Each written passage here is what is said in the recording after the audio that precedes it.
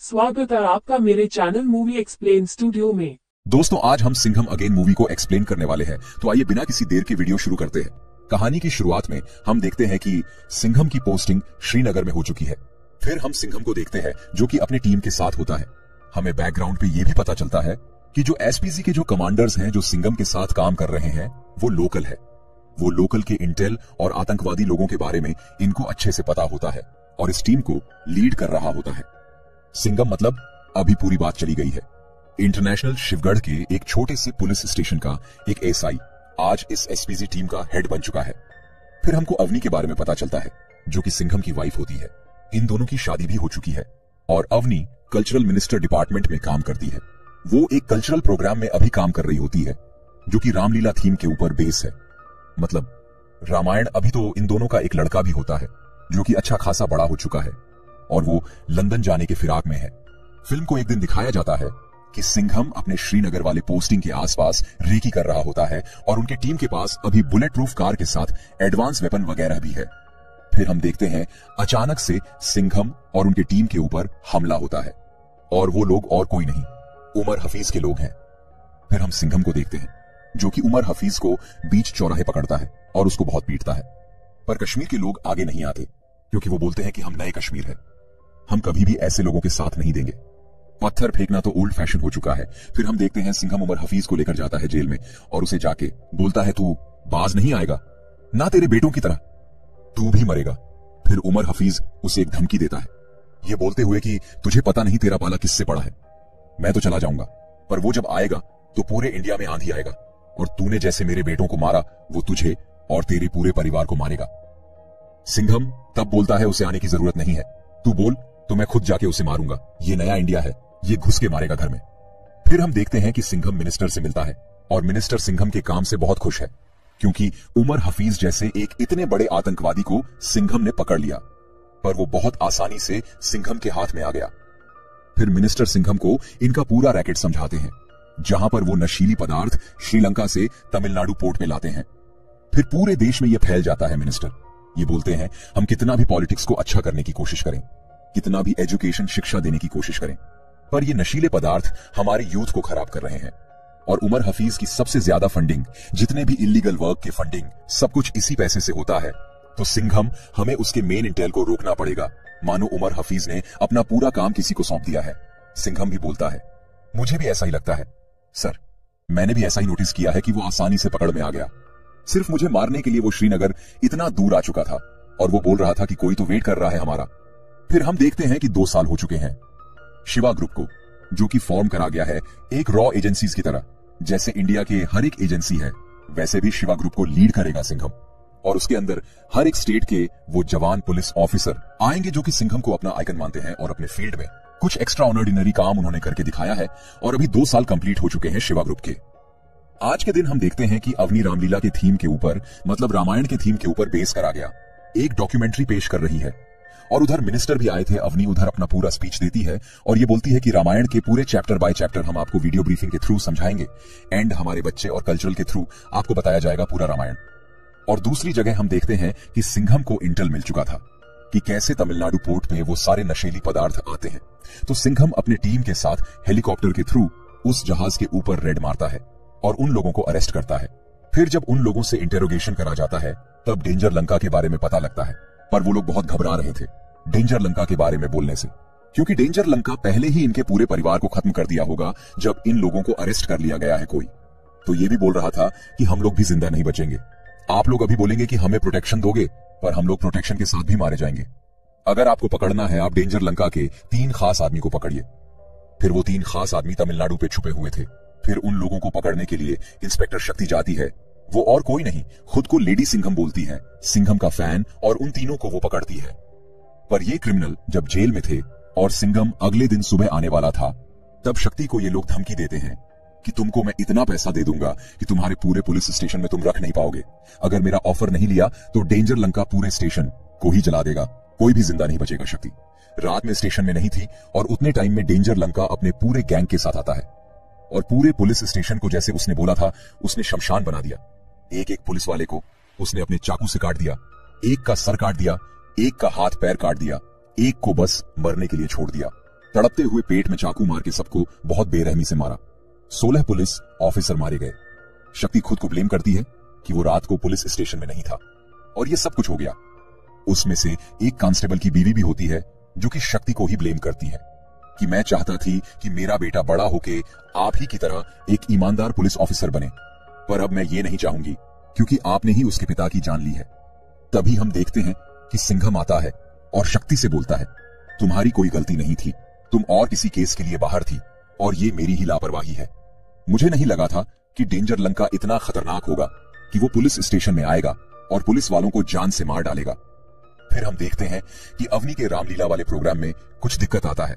कुछ रामेश्वरम के footage missing हो चुके हैं, जो फुटेज लेने के लिए फिर से रामेश्वरम जाना पड़ेगा। पर टीम इधर काम में इतना बिजी है कि कौन जाएगा वो डिसाइड नहीं कर पा रहे थे। तब अवनी बोलती है, ठीक है मैं चली जाऊंगी और पूरे फुटेज को फिर से ले आऊंगी और हमारा प्रोग्राम नहीं रुकना चाहिए, लोगों को जानना चाहिए रामायण के बारे में। फिर अवनी रामेश्वरम जाने के लिए सिंघम से पूछती है। सिंघम तब बोलता है, रामेश्वरम तुम जा सकती हो पर दया के साथ, क्योंकि डेंजर लंका अभी कुछ ना कुछ हरकत जरूर करेगा। शक्ति के पुलिस स्टेशन में आके इतने पुलिस ऑफिसर को उसने मौत के घाट उतार दिया, तुम्हारी जान को भी खतरा है। अवनी रामेश्वरम जाती है और रात को आरती होने के बाद एक कांस्टेबल को चाय के लिए पूछती है। वो कांस्टेबल चाय लेने के लिए जाता है। तब दया भी उसके पास नहीं था। वो हर जगह रेकी कर रहा था कि अवनी को कोई खतरा तो नहीं, पर रामेश्वर के टेम्पल के सामने ही डेंजर लंका जो है वह आरती कर रहा होता है। वह अवनी से मिलता है और रामलीला के बारे में बधाई देता है और ये भी बोलता है, मुझे बाजीराव सिंघम के बारे में भी पता है, वो हमेशा करेक्ट नहीं होते, और सिंघम के बारे में कुछ अनाप शनाप भी बोलता है। और ये बोलता है, जिस डेंजर लंका से तुम लोग डर रहे हो वह तुम्हारे सामने खड़े हुए हैं और तुम्हारे स्टूडियो रूम से जो रामेश्वरम की फुटेज मिसिंग हुई थी, तुम्हें क्या लगता है वो ऐसे ही मिसिंग हो गई थी? तुम्हारे लिए वो लड़की काम नहीं करती, वो मेरी खाला है और उसी ने ही उन टेप को मिसप्लेस करा है कि तुम रामेश्वरम आ पाओ। फिर हम देखते हैं कि जैसे सीता को रावण हरण करता है वैसे ही डेंजर लंका अवनी का हरण करता है और किसी को कानो कान खबर भी नहीं थी, क्योंकि दया तो रेकी कर रहा था। पर जब दया को पता लगता है वो उसे रोकने के लिए जाता है, जैसे रामायण में जब सीता मां को हरण करके रावण लेकर जा रहा था आकाश मार्ग में, तब जटायु जी ने उसको रोकने की कोशिश की। इस वजह से वह घायल भी हो गए और इस जगह उस रेफरेंस को लिया गया और जटायु जी की तरह ही प्लेस करा गया है। दया भी रोकने के लिए जाते हैं डेंजर लंका को, पर वो भी घायल हो जाता है।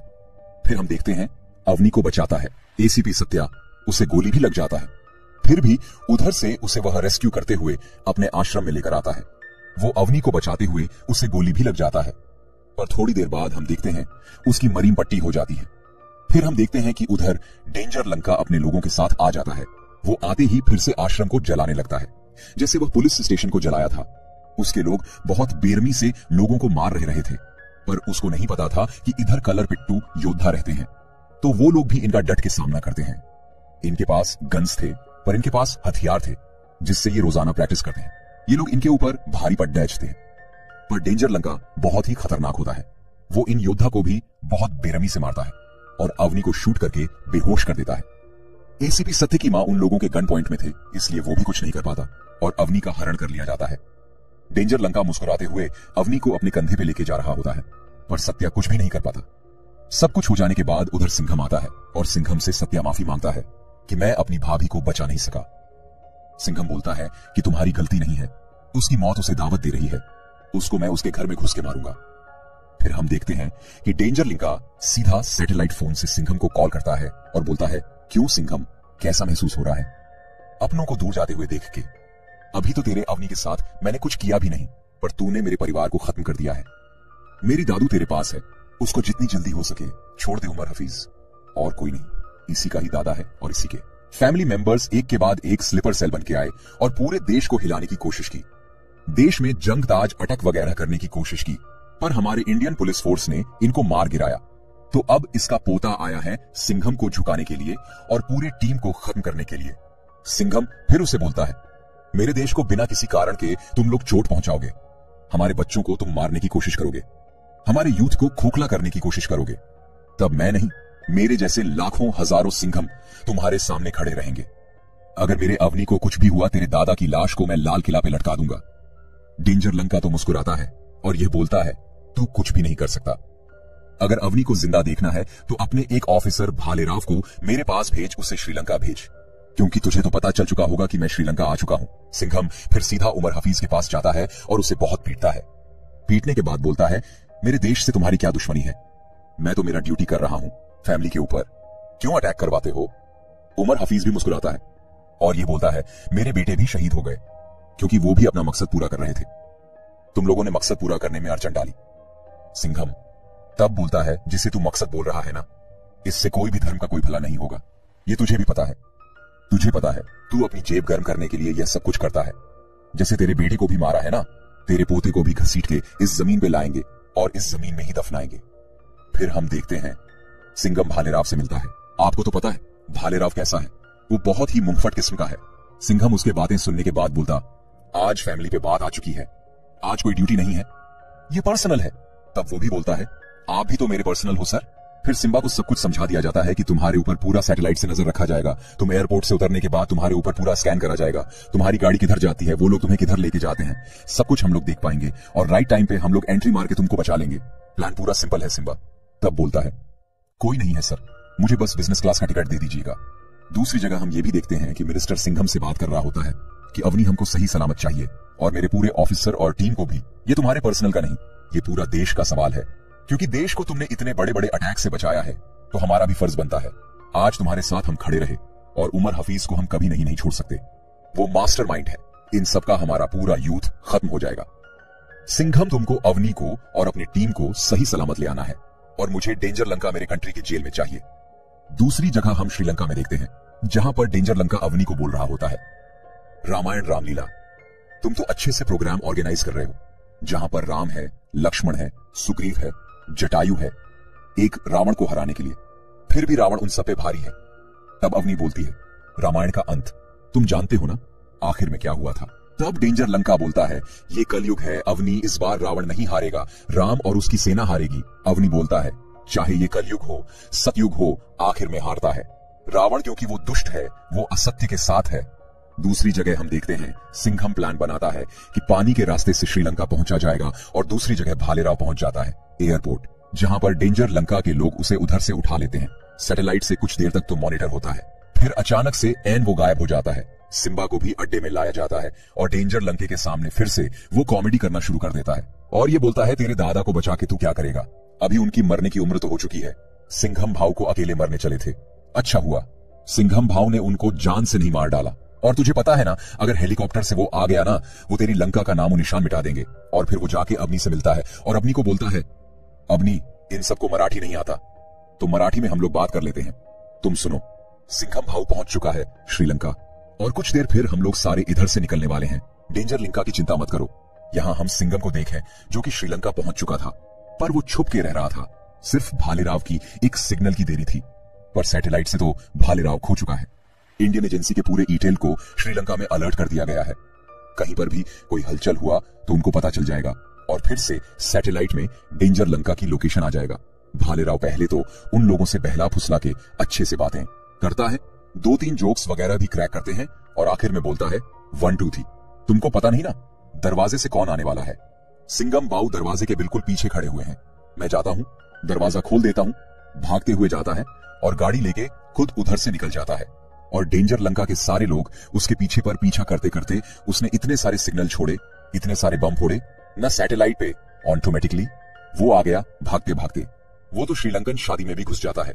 फिर उधर से भी निकलते हैं और डेंजर लंका के लोग तब उधर एंट्री होती है। सिंघम भाव की भालेराव को बचाता है, पर भालेराव बोलता है, मुझे शादी वाले लोग मुझे न मारे, इसलिए भारत का फ्री टूर का टिकट मैंने ऑफर कर दिया। ये कर सरकार उठाएगी ना सर। भालेराव और सिंघम जब भाग रहे होते हैं और अड्डे की तरफ जा रहा होता है, अवनी ठीक उनके सामने खड़ी हुआ होता है और उसके सर पर गन होता है। सिंघम कैसे भी ब्रेक मारता है और गाड़ी पूरा उलट जाता है और उनके ठीक सामने डेंजर लंका खड़ा हुआ होता है। सिंघम को 10-20 लोग पकड़े हुए थे, फिर भी वो शेर की तरह आगे बढ़ रहा था कि डेंजर लंका को वो बीच से ही चीर देगा। डेंजर लंका तब बहुत गुस्से में आ जाता है क्योंकि उसके दादू को इन लोगों ने रिलीज नहीं किया था, उसको डबल क्रॉस किया था। डेंजर लंका को तब बहुत गुस्सा आता है और गन निकाल लेता है वो अवनी को मारने के लिए। तब भालेराव आगे आता है और बोलता है, आपके दादू आपके ठीक पीछे ही आ रहे हैं।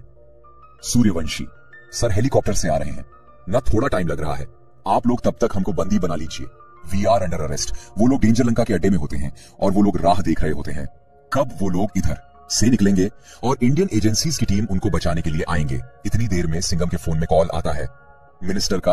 वो झुक जाते हैं और ये बोलते हैं कि उमर हफीज को हम लोग छोड़ रहे हैं, हमारी टीम और तुम जैसे जाबाज ऑफिसर हमारे फर्स्ट प्रायोरिटी हो, पर डेंजर लंका को जिंदा छोड़ना मत। डेंजर लंका तो मुस्कुराता है और ये बोलता है मैं और मेरे दादू उधर से निकलेंगे तुम्हारे पूरे टास्क फोर्स को खत्म करते हुए। फिर अगले दिन सुबह फिर से कॉल आता है और उसके दादू को छोड़ने के लिए ऑर्डर दिया जाता है। तभी हम देखते हैं कि गोडाउन के बाहर एक बड़ा सा धमाका होता है और हमको पता है कि कौन कौन आने वाला है। पहली एंट्री होती है लेडी सिंघम की। चलते हुए ट्रक से कूद गई और ट्रक में डेटोनेटर फिट करा गया था। बटन दबाया और पूरा फैक्ट्री बूम। फिर गोलियों से एक्शन स्पोर्ट्स। कार में बैठते हुए उसी के साथ सिम्बा और सिंघम दोनों खुद को छुड़ा लेते हैं और वो भी दोनों हाथ में गन उठा लेते हैं। तभी एंट्री होती है एसीपी सत्या की। फिर हम देखते हैं कि अवनी को वो लोग छोड़ देते हैं। उसको कुचलने के लिए पीछे एक ट्रक खड़ा हुआ होता है और सिंघम को भी इधर से छोड़ दिया जाता है। सिंघम और वो भाग रहे होते उसको बचाने के लिए, पर अवनी के ठीक पीछे ट्रक खड़ा हुआ होता है। फिर ऊपर से एंट्री होती है सूर्यवंशी की। वो हेलीकॉप्टर से झूलते हुए आते हैं और मिसाइल से ट्रक को उड़ा देता है। फिर हम देखते हैं ये सारे लोग असेंबल होते हैं। देखने में लग रहा था कोई मार्वल मूवी चल रहा है भाई। इधर से गाड़ी उड़ रहा है, उधर से मिसाइल चल रहा है, एक्शन, घमासान, हैंड फाइट, कॉम्बैट सब कुछ चल रहा है। और हम देखते हैं कि डेंजर लंका अवनी को लेकर भाग रहा होता है। अवनी को छुड़ाने के बाद उसके पीछे जाता है सिंघम उसे मारने के लिए। फिर डेंजर लंका और सिंघम के बीच हैंड कॉम्बैट होता है। दोनों एक दूसरे को कांटे की टक्कर दे रहे थे और आखिर में हम देखते हैं कि डेंजर लंका को बहुत बुरी तरीके से सिंघम मारता है और फिर उसकी टीम आती है, टास्क फोर्स आती है और उसे अरेस्ट कर लेती है और उसी के दादू के साथ जेल में उसे डाल दिया जाता है। और यहां मूवी एंड होती है। वीडियो को आखिर तक देखने के लिए आपका बहुत बहुत धन्यवाद।